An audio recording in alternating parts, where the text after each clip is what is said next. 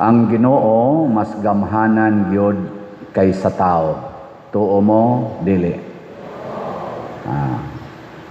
Kinsa may mas gamhanan sa inyong balay, ang Ginoo o kamong mga ginikanan? Basin pag tinuod. Kinsa may mas gamhanan dinhi sa atong parokya, ang pari o ang Ginoo? Maayo. Kinsa may mas gamhanan sa atong lungsod, ang mayor o ang Ginoo? Kinsa may mas gamhanan sa atong probinsya, ang gobernador o ang Ginoo? Nood mo? Kinsa may mas gamhanan sa atong nasod, ang presidente o ang Ginoo? Kinsa may mas gamhanan dito sa Senado, ang mga senador o ang Ginoo? Pagkanindot unta kung tinuod. Nganong gipangutana manis mga Pariseo ang maong problema sa kaminyoon tungod kay mag-conflict yod ang desisyon sa tao o sa Ginoo diha sa kaminyoon.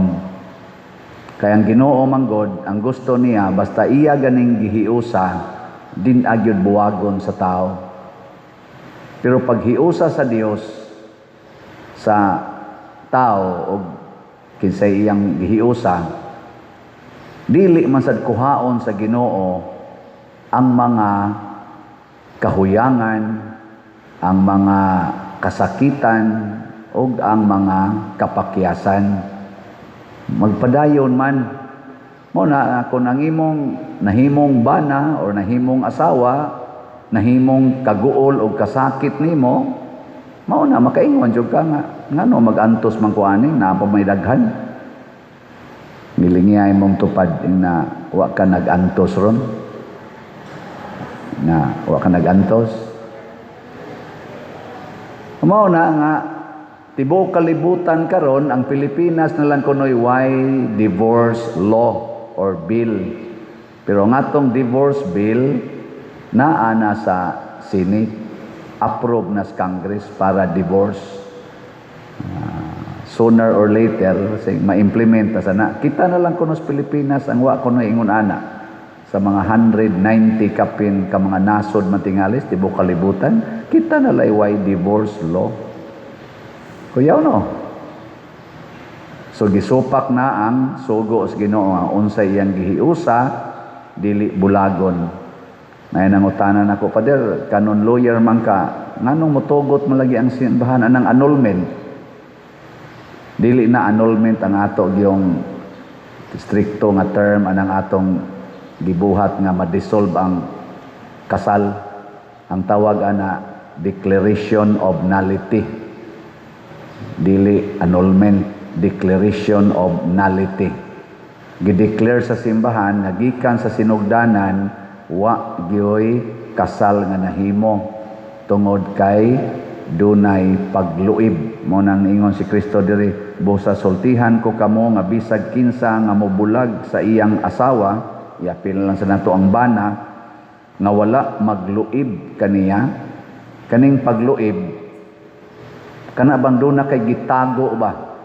Na kay gitago sa wap amo makasal o sa panahon sa inyong kasal naa kay gitaguan nga dipikto. Ana. Naay gitaguan nimo tungod kay nahibaw ka, naa say gitaguan nimo bisag wa ka kahibaw sama ng psychological incapacity kana mga bipolar ang batasan kana bang monindot karon ikasunod. Bati na sad kanang tao nga dili gyud kahimog maayong desisyon sama anang mga tapulan kay tanan nga sige lang gyud wa gyud sila desisyon kanang easy going ra gyud sila nang wa gyud mura lang sila batang gamay gikas pagka tao hangtod na lang na ulitaw or nadalaga at timanunon kay ginikanan psychological incapacity mo na to make sound decision nya di na isulti. Nya maminyo na ang adto nya ang asawa mura na hinugmama kay maupay mo ilis, maupay mo toothbrush, maupay mo butang sa brief, maupay mo andam sa kwan.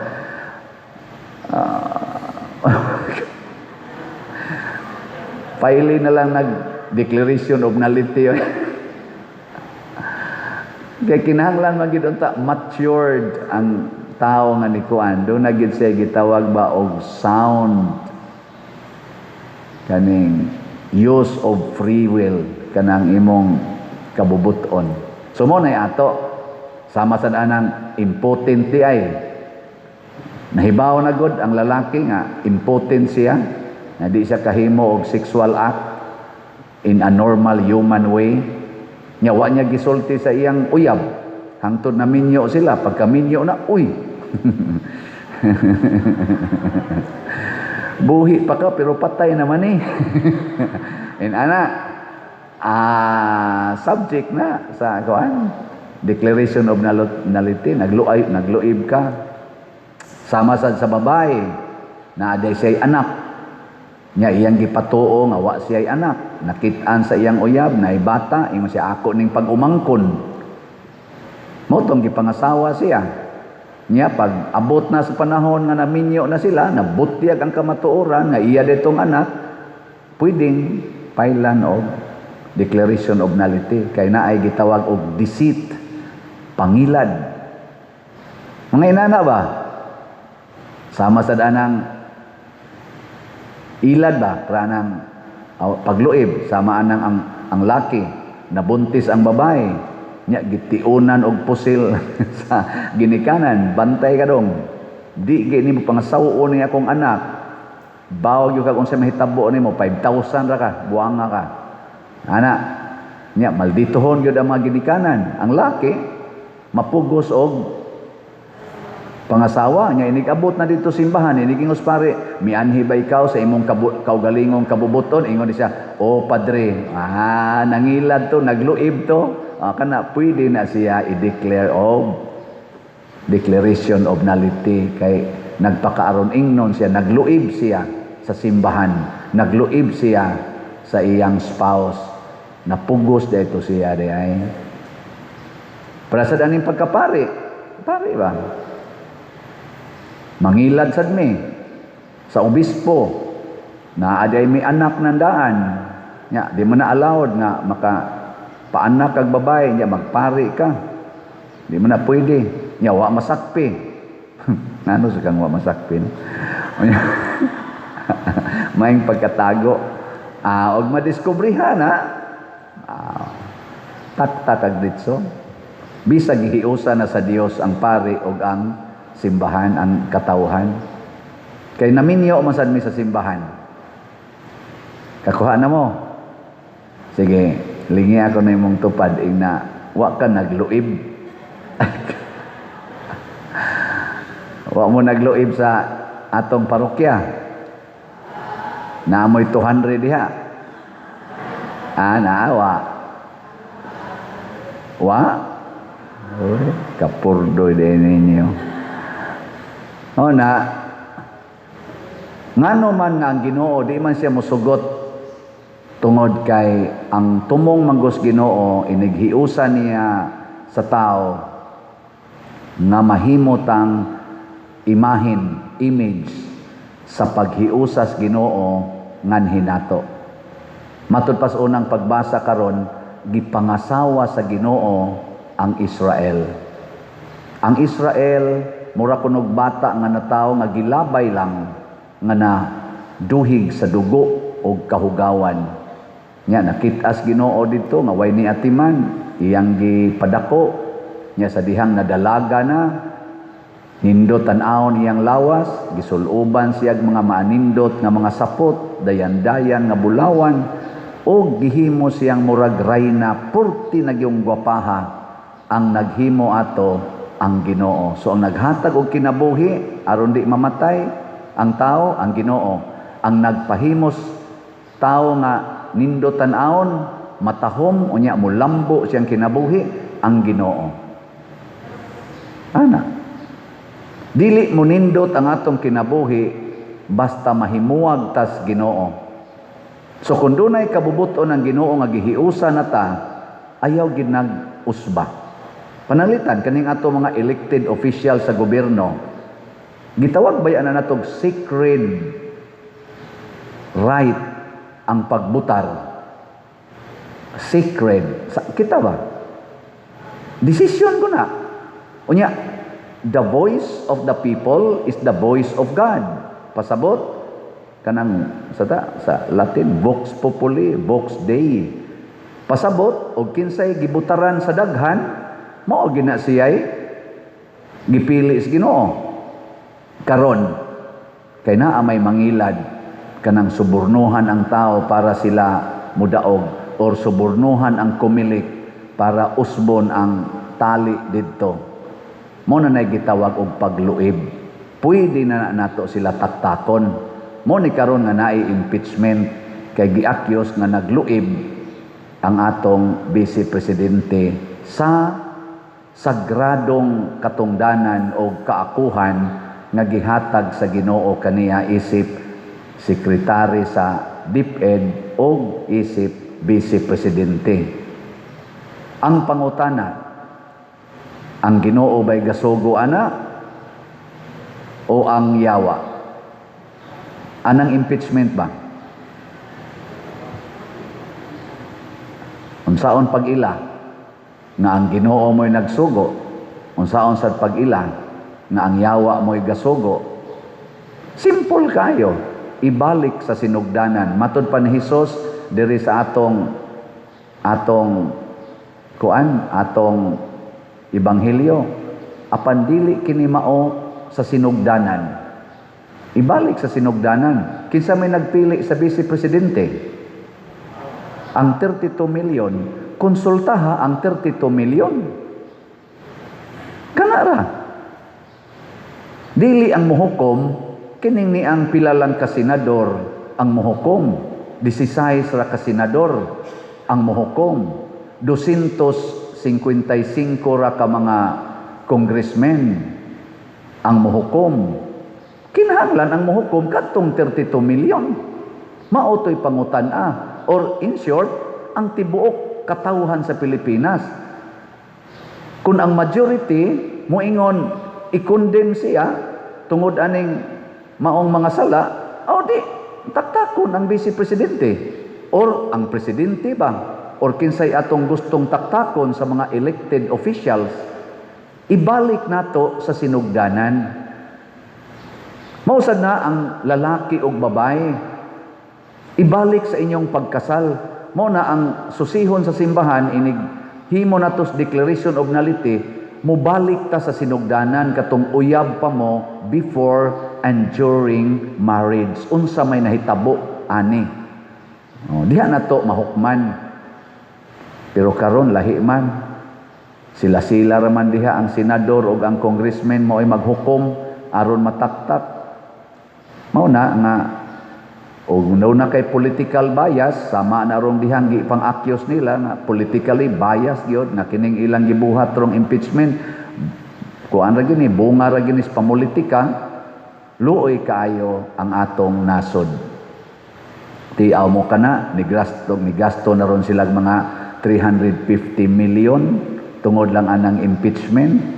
Unya, porting baha, porting basura, nga ni lukob sa tibuok Pilipinas, wa atiman na ang flood control scam nga trillions gyud sigig pangita aning mga dokumento aning karon iabot naman nag 500 or 600 million ang ilang gipangita kuno mga depikto sa Office of the Vice President, pero kadtong trillions karon nga tuwa sa flood control wa naman hisguting naanod na malas baha nya kada ra uwan, mahinomdom kita sa flood control. Nya naningkamot gid silang di na gid nahisgutan. Ambot kanusa ka nahisgutag balik.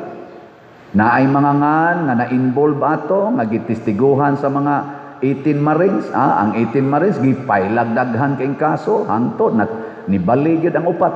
Ang upat ka sa 18 nibali ang nahibilin karon 40 na lang ato agi pang priso sad.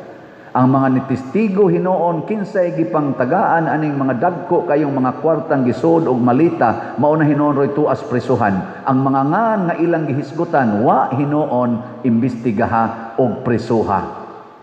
Ang mga na nag-lead sama ni Senador Marcolita nga maoy nag-lead atong Blue Ribbon Committee nga ning hisgot og maayo sa mga dokumento og mga testigo, mao na hinunroy tuas prisuhan.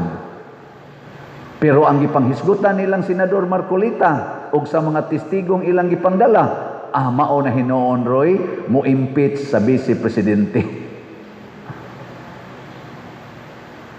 Kani matawag ni natog questionable action ngano man kay wa mahasakay sa gustos Ginoo. Pahukba nato sa tanang katawhan nga mi-elect nila. Ing kapadako sang gasto ana pader popariharan ang gastuha sa ilang impeachment karon. Millions, billions gyapoy ilang gigasto para lang ma-hearing nila diha. Kung maghimo lang tag plebisito, ipresentar ng tanang accusation sa Vice Presidente, nya human dayon, yes or no dayon ta, i-impeach ba siya o dili? Tanang tao mo'y mubutar. Nya ang muhukom ang mga local LGUs, kinsay ni daog sa Compostela, nya signipayan sa simbahan o sa ubang religious group, mo pirma na mao gini ni daog. Dili ang kumilik mo'y mukwenta kay ang kumilik otro masana gigunita naman na sa politika. Ang muhukom ang LGU nanglitan dire nya pirma ang kuan mayor, pirma sad ang pari, pirma sad ang uban pang religious group nga niya dinhi. Daog dinhi. Impeach si Sara dire. Sunod na sad, Danao na sad, impeach. Man, tingubon sa probinsya. Sa Cebu province, impeach ang Vice Presidente. Region 1, Region 2, hangtod abot region. Saan yung region na Kotob? 12, 13, 17. Ang resulta, impeach ang resulta, niya pinirmahan sa mga religious group, mga sectarian, sa mga IPs, kanang mga indigenous people, nga leaders, na pirmahan. Di, kanaog diha Sara, ay pag nga maggunit man ka diha, nga ang nagtuboy ni mo diha, ni desisyon naman nga panaogon ka, pero kanilang ni ang 16 ka mga senador, or 12 ka senador, or 13 ka senador, nya kanima congressman, nga utros ang gi-accuse karon sa daghang mga tao nga nanguha sa dato mga malita, magdudata mo na naot unta na magsunod tas gustos Ginoo, dili gusto sa tao, aron mo nindot ang atong kinabuhi. Ang kanirabang Israel nagihimos Ginoo nga nindot kayo, gwapa kayo, sus nag-abusar unsa may gibuhat, nahimo siyang prostitute, gidani niya ang mga lalaki sa iyang kabigaon. Kabigaon is lust. Ang lust is not only sexual, it is also a lust on money, lust on power, lust on honor.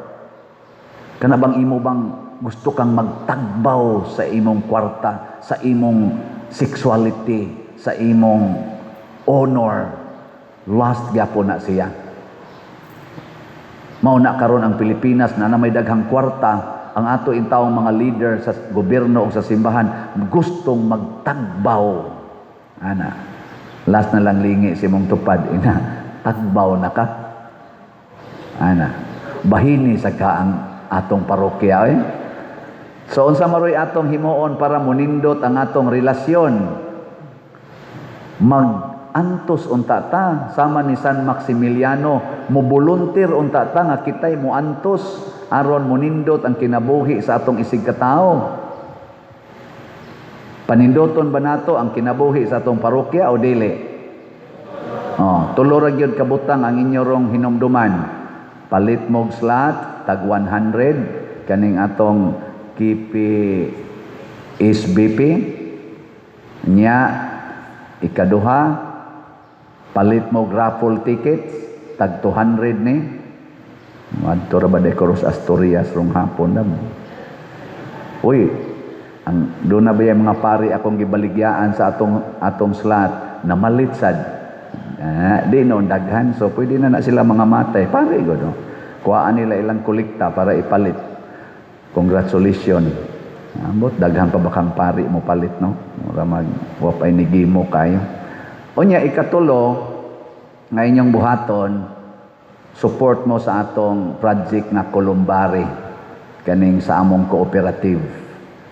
Pre-selling man ta karon, pamalit na mo, 70,000, 80,000, 90,000. Pwede ni ninyo bayran lang usag 5,000, unya inyo na nang impason sa kanus-an ninyo impason, basta maximum 5 years.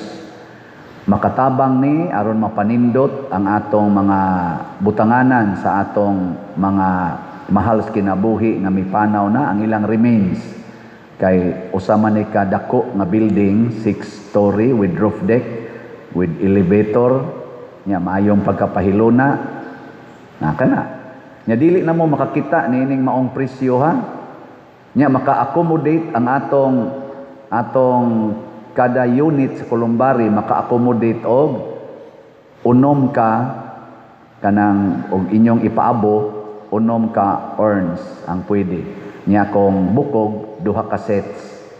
Nya mura ganito among gitanaw-tanaw, murag duha ka sets nga bukog, nya pwede pagyug mabutangan og abo. Ato lang niya nang i-finalize kay ga-finalize pa meron sa iyang size.